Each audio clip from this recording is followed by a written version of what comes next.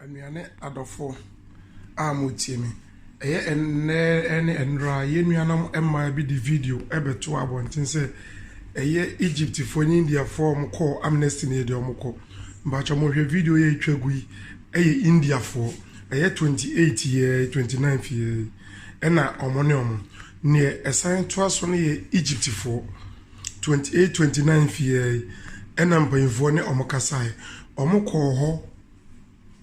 on the 5th until on the 5th up till more than 25 days ewo ho enti se ne omo eka se India for ne amanfo ye de omo ko a Ghana for no go ho no ene ye je omo mu ne de eno de nokure bi anim ye mfesi fat no ne ye ma nokure ne nyeden enadi Egypt for na se ya owo screen so a ministries ne ko ho ekobisa omo haw na anu adai omo nyanko omo okurum wase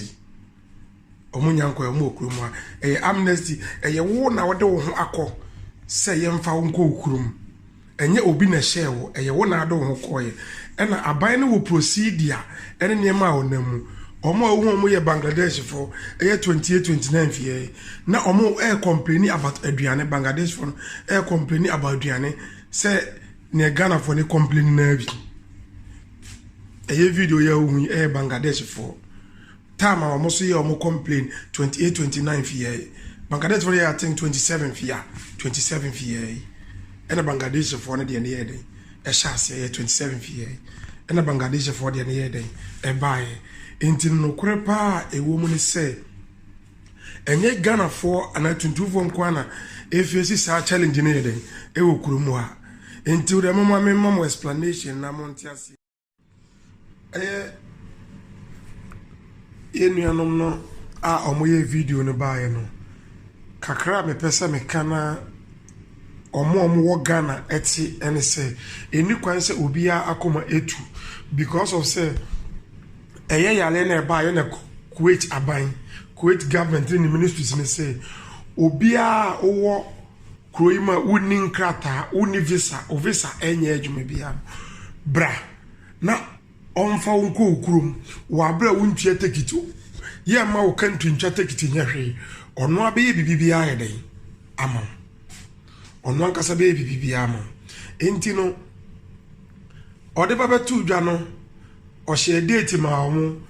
Filipino for na call first in Egypt go 5th ena Bangladesh for Sri Lanka for na twaso na je say Africa for no any other nationals no 26 nti ekoba asa no Kuwait councilor no wa hayi no se opeso obo Ghana for nti no onu ko home ministries ni say nka because of 26 no man and crop for mountain say na ebe ya obetimi a prepare omo documents ne niam nti because of that no ye man baby efo jelib da odo omo be kwa na hoye lockdown and on sign omo ya arrangement pay baby foforo ebe fa omo de omo koye nti obe fa first by second by say hoye ma nti omo ntimi nko ho ma na nyeye nti omo ntimi nko ho ma na nyeye no they have to return back nti back na was omo return ye den eba no and on better fie 26 no mo sha say omo ko enti sa wo hwe video ya ko enyine na nationalities no sa videos we nyina 26 up to 30th videos ena mo hwe ena omokoye enti mu kokoduru ho no Ramadan asase omo mo ko first ne kire say mo modua na pa wi anwumre mo mo drink ka ho but obi anim se nkramofo krom no akiri abre na obi aye akiri bi ne bi enti ne sesi a wo no se ye mo modua ne anwumre ene ano ahomache nko a ena ebi mu wo ma mo nyankramofo ebi mu ye fun yade enti they are finding difficult there na me ne omo kasa ya no mo yes omo tries to reach the embassy no and they are not reaching the embassy omo ni binu so akasa omo na mo kasa omo jitum but response bi anya den emma enu ntire mo ye video no mo ye den omo ye no but sa video no me there is no need necessary because sa campaign na wo ye no kromo ha ban ne ye se ebe end 30th and the 30th and 30th and na program ne end ye no say no afi na omo behwe mu total nipa ni na total no ye wo bi mu according to me ritual mind say ye organ for about 70 na police for achi omo last month February mu na was am ko February mu enam deportation for us omo be nipa be 70 no omo nya da so gu omo nya nkoye enti omo nyina na so omo ko bi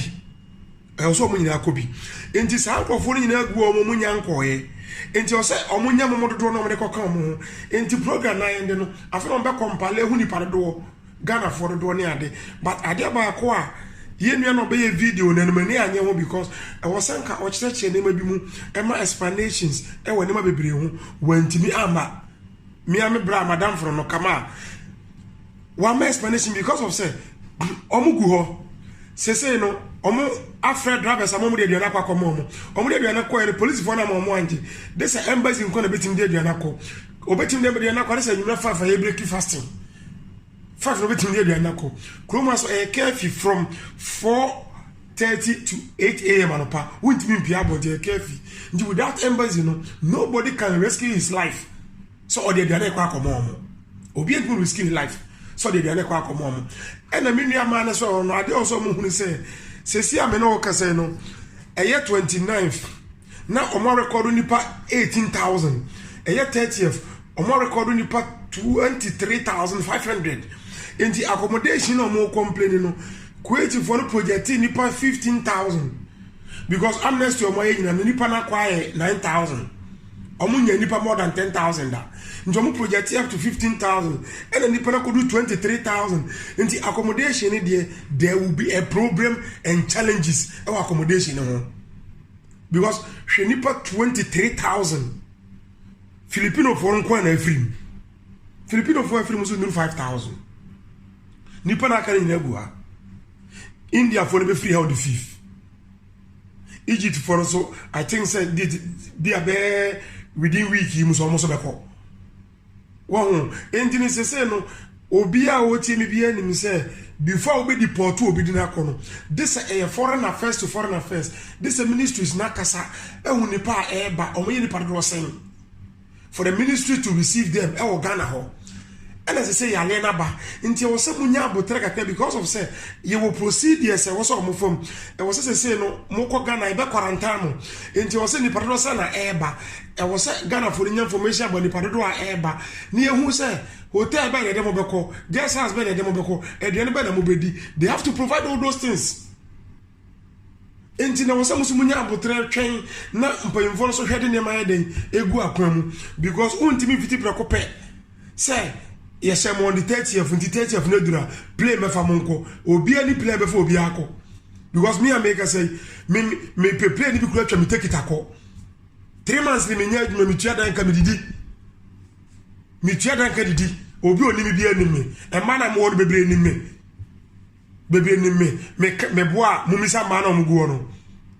a me play ni bia ko me nya play ni bi nya dan enko because of say no airline is working. No airline is working. And you know, Sesia, the Yamokrata, and you Kurana. This ministry in the Ghana for the Casa, Sagana for Ukraine, or one Buku Hotel, and Mobeda, and Agasas, and Mobeda, and provided Yanacrana, plain to mean to Fian from Ghana. That's a fact. I was a Musia. There's a fact. I was a Muhu. All those say, be more that desert here, in this ever so more that desert, be brief facing challenges, but women facing Ukraine, oh no. Mummy facing Ukraine as a Ghanaians. Sa video na modern to you are just turning the image of Ghanaians. Ewo krumuha.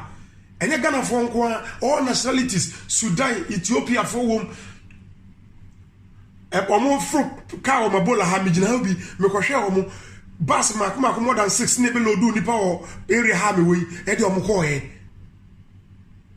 Wo hu ne adelete no Burundi for Madagascar for wom Zimbabwe for wom me hu Ethiopia for me hu Sudan me hu Kenya for enye monko a enye Ghana for monko a entimu me hu se mra ne de adwuma enye Ghana wutimi ko lobby anati wo kasa me we na me pe no aha ne de mra ne ye adwuma enti ne mra ne se no ena kuro no den edi so enye ne wo akoma pe ana ne wo pe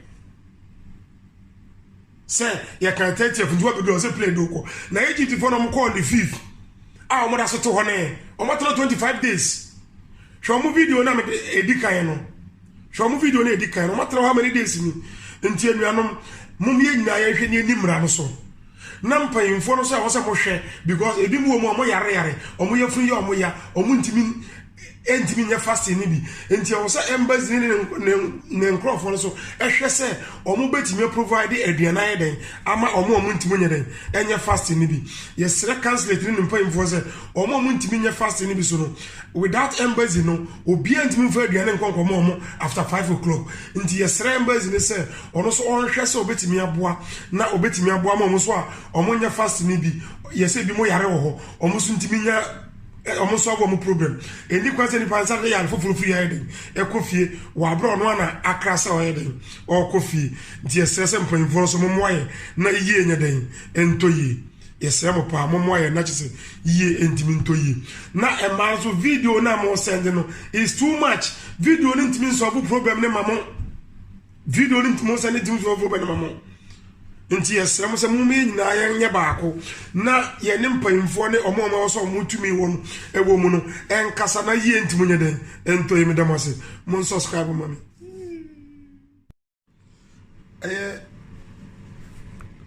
ye nuanom no a omo ye video ne ba